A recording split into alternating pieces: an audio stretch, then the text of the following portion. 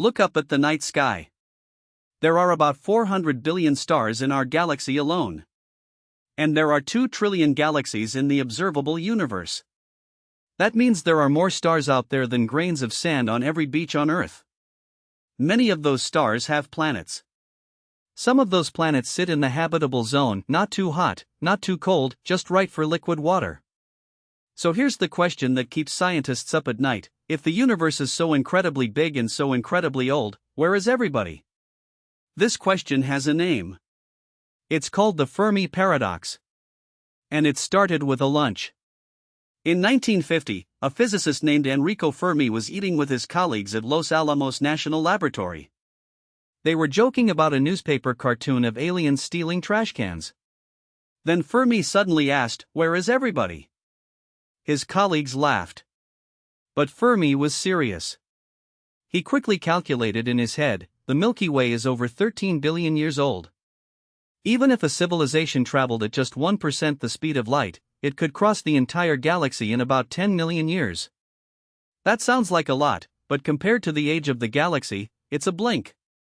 So if intelligent life evolved even once before us, they've had more than enough time to visit.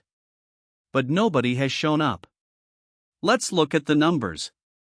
In 1961, astronomer Frank Drake wrote a simple equation to estimate how many civilizations might exist in our galaxy.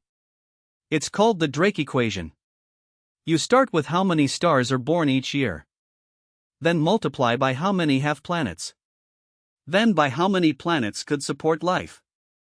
Then by how many actually develop life. Then intelligent life.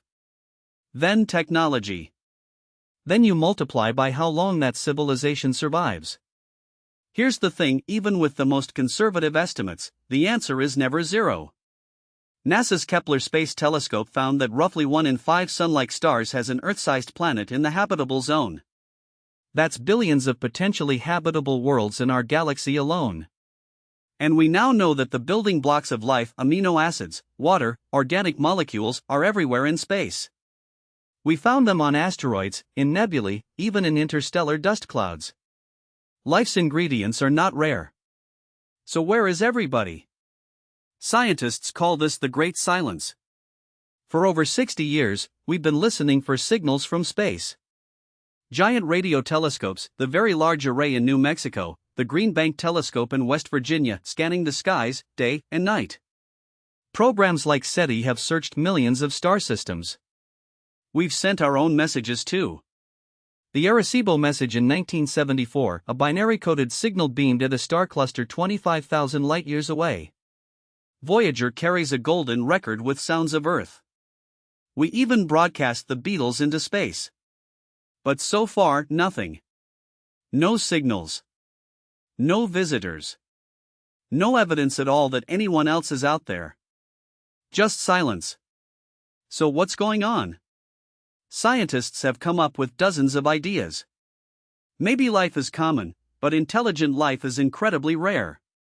Think about it: life existed on Earth for nearly 4 billion years before anything figured out how to use tools.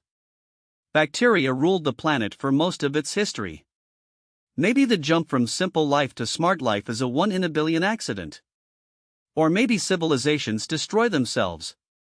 Think about nuclear weapons, climate change, artificial intelligence.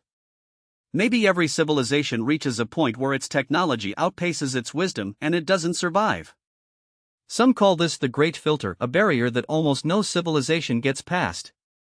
The scary question is the filter behind us, or still ahead? There's another idea, the dark forest theory. Imagine the universe as a dark forest at night. Every civilization is a hunter, moving silently. If you make noise, something bigger might find you. So everyone stays quiet. On purpose. Or maybe the answer is simpler than we think. The universe is unimaginably vast. Signals weaken over distance. We've only been listening for 60 years, that's nothing on a cosmic timescale. It's like filling one glass of ocean water and concluding there are no fish. The Fermi paradox isn't really about aliens. It's about us. It forces us to ask, how rare is what we have? How precious is a planet with blue skies, warm oceans, and living things? Maybe we're one of many. Or maybe we're the first. Either way, the silence out there should make us pay more attention to what we have right here.